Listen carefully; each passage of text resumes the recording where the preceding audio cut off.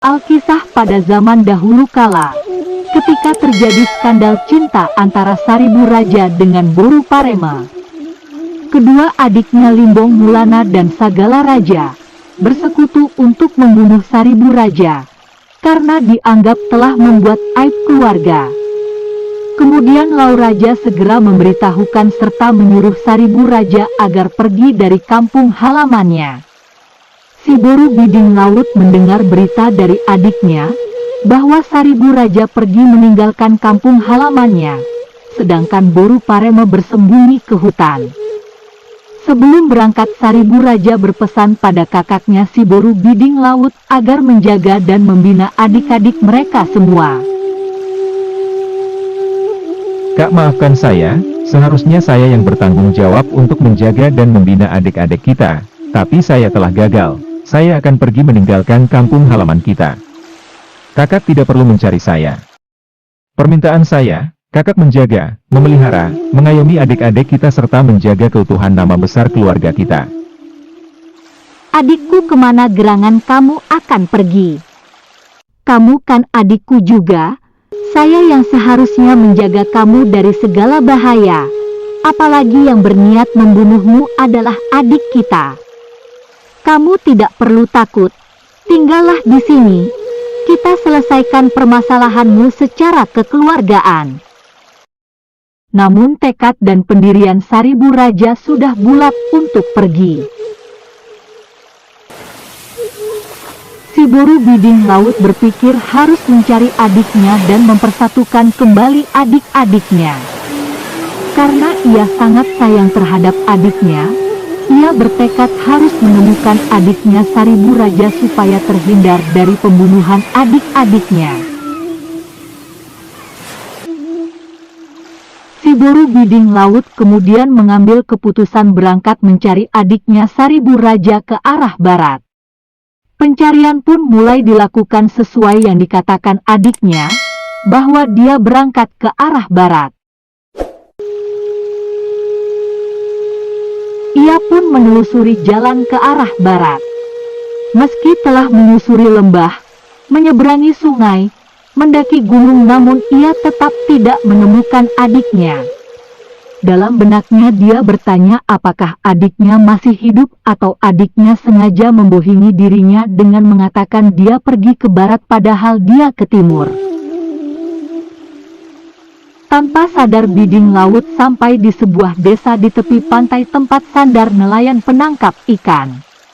Dengan penuh harapan dia bertanya pada seorang nelayan apakah pernah melihat seorang asing lewat atau tinggal di desa itu. Setiap orang yang ditanya Biding Laut selalu menjawab bahwa mereka tidak pernah ada yang melihat adiknya. Dengan perasaan kesal dan kecewa memikirkan sang adik, akhirnya Biding Laut beristirahat di tepi pantai untuk melepas rasa penat dan lelah. Dari pinggir pantai Biding Laut melihat sebuah pulau, timbul pikirannya, jangan-jangan adikku bersembunyi di sana. Kemudian dia bertanya kepada seorang nelayan. "Permisi Pak, apa nama pulau yang di seberang itu?" Itu adalah Pulau Mursala. Kemudian si Boru Biding Laut meminta Pak nelayan untuk mengantarnya ke pulau tersebut. Setelah sampai di pulau itu, si Boru Biding Laut mencari di setiap pelosok pulau namun tidak menemukan adiknya Saribu Raja. Ia memanggil-manggil nama adiknya di pulau itu namun tidak ada jawaban. Si Boru Biding Laut merenung kira-kira kemana lagi dia harus mencari adiknya. Ia bersandar pada sebuah pohon, sambil menikmati sejuknya angin yang berhembus membuat rasa kantuk tidak tertahankan. Tanpa sadar dia tertidur. Tanpa sepengetahuan Biding Laut ternyata dari seberang, ada seorang pemuda yang membuntutinya. Pemuda itu kagum melihat keberanian Biding Laut dan kelembutan serta wajahnya yang cantik. Timbullah hasrat si pemuda itu untuk mendapatkan si Boru Biding Laut. Pemuda itu menghampiri si Boru Biding Laut yang tertidur pula serta membangunkannya. Pemuda itu menawarkan jasa untuk mengantarkan Biding Laut ke seberang. Apakah pernah kamu bertemu atau melihat orang asing karena saya sedang mencari adik saya Saribu Raja? Mengapa kamu mencari orang yang tidak tahu di mana dia berada kepada saya? Saya tidak pernah melihat ataupun mendengar Saribu Raja adikmu, dan kalaupun saya pernah melihat atau mendengar saya tidak akan memberitahukannya, sebab kamu anggun dan cantik jadi kamu lebih pantas menjadi istri saya. Mendengar jawaban pemuda itu, si Boru Biding Laut naik pitam dan mengusir pemuda itu. Pemuda itu pun pulang ke desanya dengan membawa dendam di hati. Keesokan harinya, pemuda itu memberitahukan kepada temannya bahwa ia ditantang dan dipermalukan oleh seorang gadis yang cantik dan sakti. Mendengar pengaduan pemuda itu, teman-temannya marah serta mengajak pemuda itu menunjukkan di mana tempatnya dan berangkatlah mereka ke Pulau Mursala.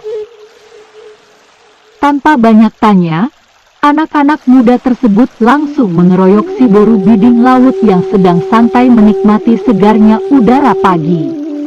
Tangan dan kakinya diikat, ditelanjangi lalu diperkosa secara bergantian sampai si Boru Biding Laut tidak sadarkan diri, lalu membuang tubuh Biding Laut ke laut dari tebing curam bebatuan di pulau itu. Karena terombang-ambing ombak lautan Hindia yang ganas itu, si Boru Biding Laut segera sadarkan diri. Perlahan dengan sisi tenaganya ia berusaha menggapai sebuah perahu yang tak bertuan dan berhasil naik ke perahu tersebut. Gelombang ombak Samudra Hindia mengombang-ambingkan perahu yang dinaiki si Boru Biding Laut kemana arus ombak menghantarkannya. Akhirnya dia terdampar di pantai suatu daerah yang dikenal dengan Pelabuhan Ratu. Kemudian si Boru Biding Laut melangkahkan kakinya ke arah timur. Singkat cerita, seorang nelayan yang kebetulan melihat si Boru Biding Laut compang-camping dan seperti sudah kelelahan. Kemudian mereka menolong si Boru Biding Laut. Di rumah barunya itu, si Boru Biding Laut mendapat perawatan yang baik. Ia merasa bahagia berada bersama keluarga barunya itu. Dia mendapat perlakuan yang sewajarnya. Dalam sekejap, keberadaannya di desa itu menjadi buah bibir masyarakat, terutama karena pesona kecantikannya. Dikisahkan, pada suatu ketika daerah itu kedatangan seorang raja dari wilayah Jawa Timur. Ketika sedang beristirahat dalam perjalanannya, lewatlah seorang gadis cantik yang sangat jelita bak bidadari dari kayangan dan menarik perhatian sang raja. Karena tertariknya, sang raja mencari tahu sosok jelita itu yang ternyata si Boru Biding Laut. Terpesona kecantikan si Boru Biding Laut, sang raja pun meminangnya. Si Boru Biding Laut tidak menolak pinangan tersebut, hingga keduanya pun menikah. Selanjutnya si Boru Biding Laut dibawanya serta ke sebuah kerajaan di Jawa Timur. Tak sadar perjalanan waktu sudah panjang dijalaninya.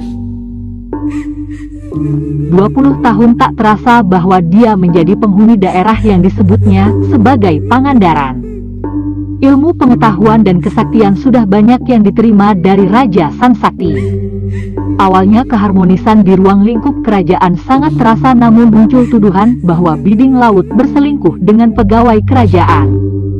Hukuman kerajaan pun tetap dijalankan, yaitu hukuman mati. Keadaan ini menimbulkan kegalauan sang raja. Dia tidak ingin istri yang sangat dicintainya itu dihukum mati, sementara hukum harus ditegakkan. Sang raja kemudian mengatur siasat untuk mengirim kembali si Boru Biding Laut ke Pelabuhan Ratu melalui lautan menggunakan perahu. Si Boru Biding Laut dan beberapa pengawal raja berangkat menuju Pelabuhan Ratu. Mereka melewati Samudra Hindia atau yang dikenal dengan Laut Selatan. Namun malang nasib mereka. Dalam perjalanan itu, perahu mereka tenggelam diterjang badai. Biding Laut dan beberapa pengawalnya tenggelam di Laut Selatan. Dalam silsilah Raja Batak, Boru Nantinjo ini memiliki legenda sendiri. Nantinjo adalah anak bungsu dari Guru Tatea Bulan dengan istrinya si Boru Baso Burning. Semasa hidupnya, Nantinjo mengalami penderitaan yang cukup berat, sebab ketika lahir ke dunia ini saja dia tidak sempurna. Dikatakan wanita bukan, pria juga bukan. Pada saat umurnya 10 tahun, kedua orang tua Nantinjo telah dipanggil Yang Kuasa. Semenjak ditinggal kedua orang tuanya, semakin beratlah penderitaan yang dialaminya. Nantinjo tinggal bersama abangnya Limbong Mulana. Karena yang tinggal di kampung pada saat itu hanyalah ketiga abangnya Limbong Mulana, Sagala Raja, serta Lau Raja. Sedangkan abangnya Raja Biak-Biak telah pergi dibawa oleh Yang Kuasa ke puncak Gunung Pusuk Buhit. Abangnya yang nomor 2 Saribu Raja telah pergi juga merantau entah kemana rimbanya. Dikarenakan adanya skandal cinta dengan adiknya sendiri Boru Pareme. Walaupun Nantinjo tinggal di rumah abangnya sendiri, penderitaan yang dialaminya sangat berat. Karena begitu besar tanggung jawab yang dibebankan abangnya terhadap dirinya. Mulai dari mengurus rumah, mengasuh anak-anak, serta mencari bahan makanan ke hutan. Dan yang membuat hati Nantinjo sangat menderita apabila Nantinjo salah sedikit saja pastilah dia mendapat hukuman dari abangnya. Siksaan demi siksaan diterima Nantinjo hari lepas hari dari abangnya tersebut. Meskipun begitu berat penderitaannya, Nantinjo pasrah, sebab tumpuan pengaduannya telah pergi merantau entah kemana. Nantinjo mempunyai keahlian bertenun. Pada saat itu dia harus bertenun jika ingin mempunyai pakaian. Setiap bertenun, Nantinjo selalu melantunkan syair lagu penderitaannya dengan berlinang air mata. Nantinjo sesekali memohon kepada Yang Kuasa agar ditunjukkan jalan padanya untuk dapat keluar dari deritanya. Melihat dan mendengar penderitaan serta jeritan hati Nantinjo, Yang Kuasa akhirnya menunjukkan jalan keluar kepada Nantinjo. Pada suatu saat, datanglah abangnya Lau Raja bertamu ke rumah Limbong Mulana. Lau Raja melihat adiknya sedang menangis, hatinya pun ikut sedih. Sebagai abangnya, Lau Raja penasaran dan bertanya kepada sang adik, "Mengapa engkau menangis, Nantinjo?" Namun pertanyaan abangnya itu bukan membuat Nantinjo diam, malah membuat tangisan Nantinjo semakin keras. Lau Raja pun mendekati adiknya, dipeluk dan dihibur adiknya dengan penuh kasih sayang. Kemudian, Lau Raja bertanya kembali, "Ada apa gerangan yang membuat hatimu begitu pilu dan sedih, adikku?"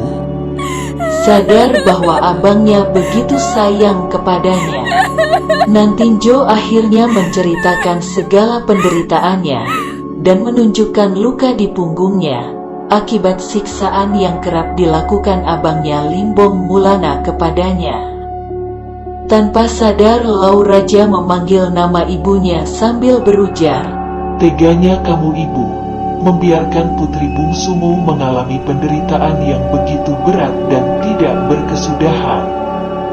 Kemudian Lau Raja mengajak Nantinjo pergi dari rumah Limbong Mulana dan ia berjanji akan menyayangi Nantinjo. Mendengar ucapan dan janji abangnya, Nantinjo langsung mengikuti ajakan abangnya.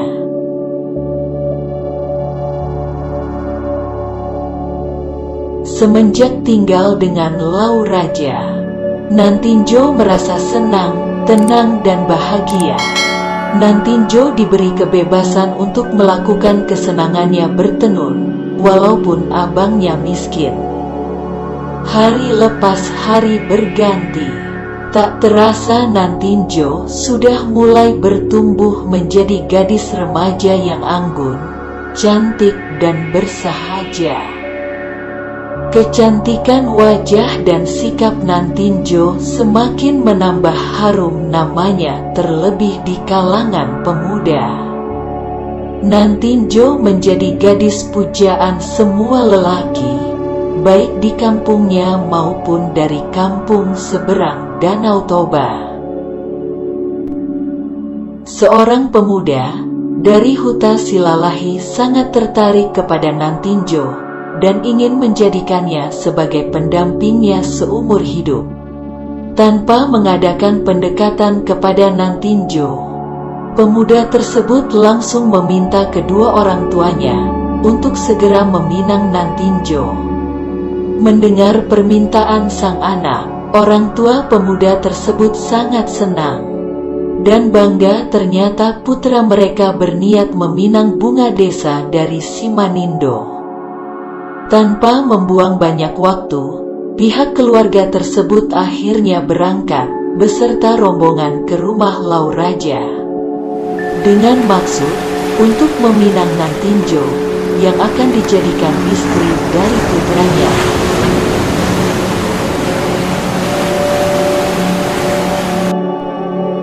Setelah mendengar dan mendapat pinangan tersebut, Lauraja mengundang kedua abangnya Limbong Mulana dan Sagala Raja untuk mengadakan rapat keluarga untuk menentukan apakah pinangan tersebut diterima atau tidak. Ternyata kedua abangnya mempunyai pendapat yang sama, yaitu menerima pinangan tersebut. Namun Lauraja berpendapat bahwa Nantinjo yang harus menentukan keputusan itu, diterima atau tidaknya lamaran tersebut. Kemudian mereka memanggil Nantinjo untuk hadir dalam rapat keluarga tersebut. Mereka bertanya kepada Nantinjo apakah ia bersedia menerima pinangan pihak laki Iaki dari seberang Danau Toba itu. Mendengar paksaan dari abangnya itu, tanpa sadar air mata Nantinjo menetes di pipi. Dia berpikir tidak akan bisa melawan keinginan abangnya Limbong Mulana. Nantinjo melayangkan pandangan kepada abangnya Lauraja dengan harapan dapat membela dirinya. Namun, Lauraja pun tidak dapat membela adik yang sangat disayanginya itu. Karena dia sendiri pun takut akan amarah abangnya Limbong Mulana. Melihat situasi seperti itu, Nantinjo hanya dapat menangis dan menjerit meratapi nasibnya dalam hati. Hanya Nantinjo sendiri yang tahu siapa dirinya yang sebenarnya. Ketiga abangnya tidak mengetahui bahwa Nantinjo tidak sempurna. Nantinjo berusaha berpikir keras, alasan apa yang tepat untuk dapat menolak lamaran tersebut. Nantinjo terus berpikir, berusaha mencari alasan untuk menolak lamaran tersebut. Akhirnya dia mendapat ide dan mengatakan kepada abangnya, "Saya bersedia menerima pinangan dengan syarat, pihak laki-laki itu harus dapat menyediakan emas 1 perahu penuh, serta uang ringgit 1 perahu penuh." Mendengar persyaratan yang diberikan Nantinjo, ternyata orang tua calon suaminya siap memenuhi permintaannya itu. Bahkan calon mertuanya mengatakan, lebih dari permintaannya dapat kami penuhi. Setelah kedua belah pihak sepakat, pihak lelaki kembali ke kampungnya.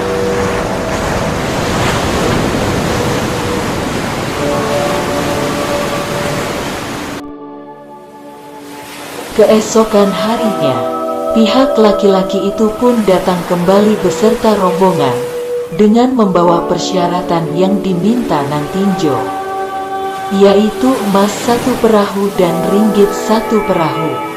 Melihat emas 1 perahu dan ringgit 1 perahu, keserakahan Limbong Mulana timbul.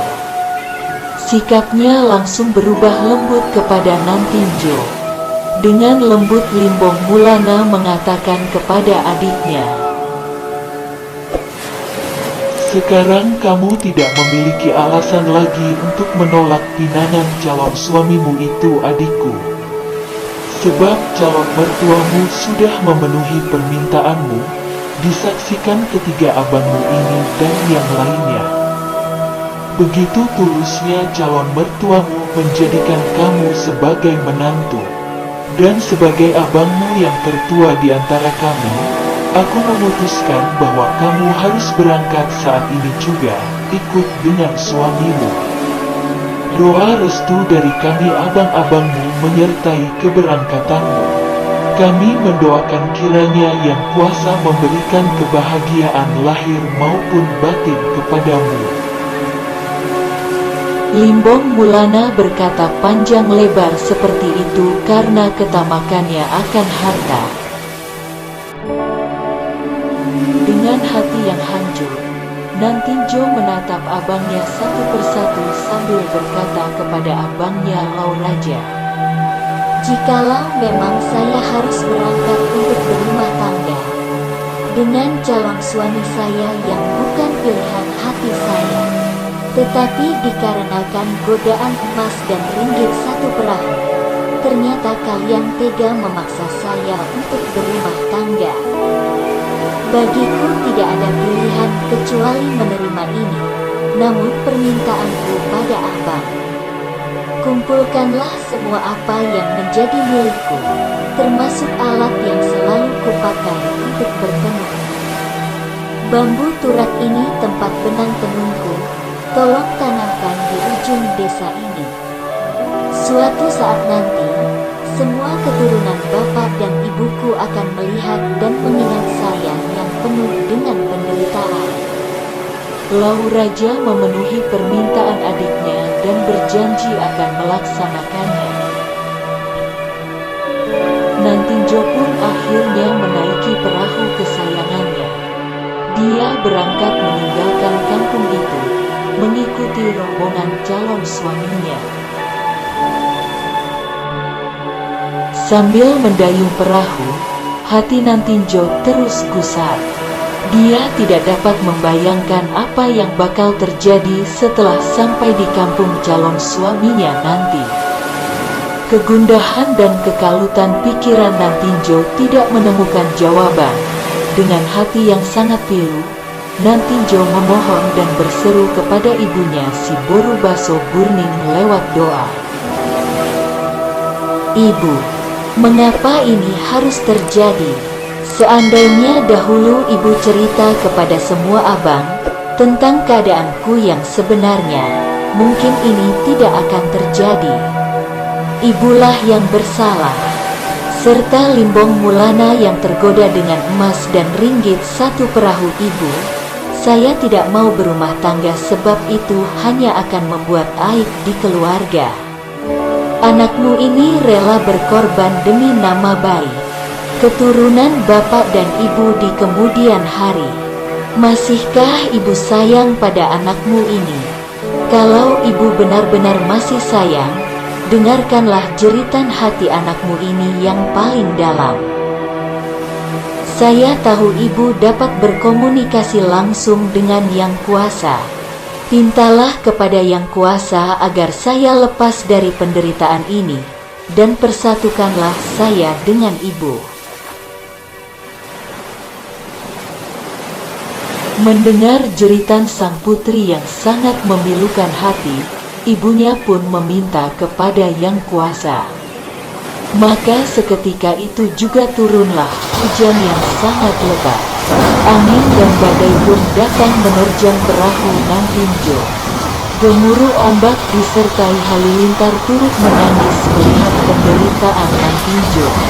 Akhirnya perahu Nantinjo pun tenggelam di telan ombak Danau Toba. Nantinjo menemui ajalnya seketika itu juga.